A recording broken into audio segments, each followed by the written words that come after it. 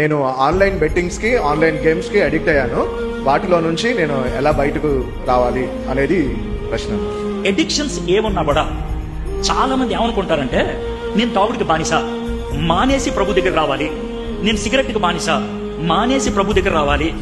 Online betting బానిస, మానేసి ప్రభు దగ్గర రావాలి అనేది ఎలా ఉంటుందంటే, ఇప్పుడు మన పరిమళక్క ఉంది కదా, పరిమళక్క ఏ డాక్టర్? Call doctor. పరిమళక్క నాకు తలనొప్పిగా ఉంది అని అన్న రోడ్డు మీద కలిస్తే, ఆ విలియమ్స్ ఇంటికి రా, ఇంటి దగ్గర నేను టెస్ట్ చేసి ఏమన్నా కళ్ళద్దాలు పడతాయేమో చూస్తాను అని అన్నది అనుకుందాం. ఒకవేళ ఆవిడ అలా అంటే, వద్దులేక తగ్గిన తర్వాత కలుస్తానులే అంటే ఎలా ఉంటుంది? నీ మీద నమ్మకం లేదు, నువ్వు వేస్ట్ దానివి, నా అంతా నేను తగ్గించుకుంటానులే, తగ్గిన తర్వాత కలుస్తానులే అన్నట్లుగా. ఇప్పుడు పరిమళక్క ప్లేస్లో దేవుని పెట్టండి, మీ తలకాయ నొప్పి ప్లేస్లో మీకున్నటువంటి అడిక్షన్ పెట్టండి. ఒకవేళ యేసు ప్రభు కలిసి, బాబు రా బాబు అని అంటే, వస్తాను కానీ ఎడిక్షన్ తగ్గిన తర్వాత వస్తానులే అంటే దేవుడు ఏమనుకుంటాడు? దేవుడి దగ్గరికి వెళ్ళాలంటే క్లీన్గా వెళ్ళాలని. డాక్టర్ దగ్గరికి ఎవడో క్లీన్గా వెళ్ళడం, దేవుడి దగ్గర కూడా ఎవడో క్లీన్గా వెళ్ళడం.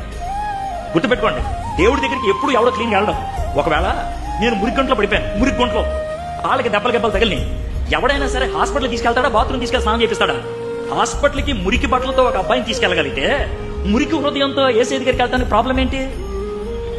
కాబట్టి ఫస్ట్ లెసన్ మీరు నేర్చుకోవాల్సింది ఏంటంటే, అడిక్షన్ మానేస్తే దేవుడి దగ్గరికి వెళ్ళొచ్చు అనుకోవద్దు, అడిక్షన్ తోనే దేవుడి దగ్గరికి వెళ్ళండి.